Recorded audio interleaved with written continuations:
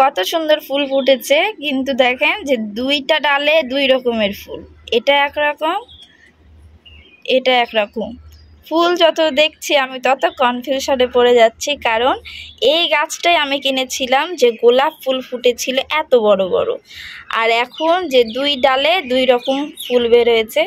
ফুলওয়ালা যে কি গাছ দিল, মনে হয় 4-5 রকমের কলম করা গাছ মনে হয় আমাকে দিয়ে দিয়েছে।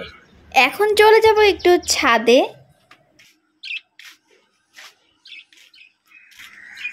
প্রচুর রোদ ছাদে, লেবু পাড়তে গাছ থেকে, অনেক রোদ, বাপরে। চলেন লেবু পাড়া যাক।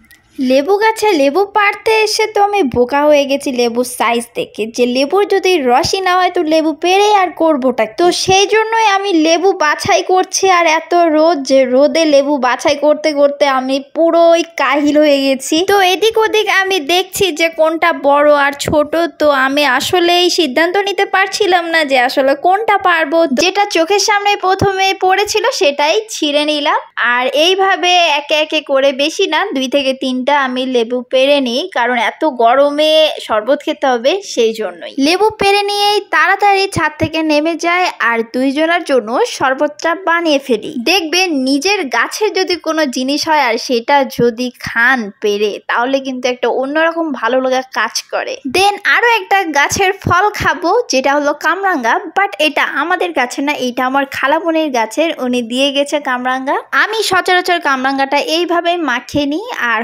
আমার হাজবেন্ডও এই মাখানোটা খুব পছন্দ করে। আজকে শুধুই নিজেদের গাছের ফল আর ফল, সেটা হোক আপনার নিজের অথবা আত্মীয় স্বজনের, ভালো লাগার বিষয়টা কিন্তু সবকিছুই নিজেদের মধ্যেই। আমরাই তো নাকি। আজকে টাটা বাই বাই, আল্লাহ হাফেজ, সবাই ভালো থাকবেন।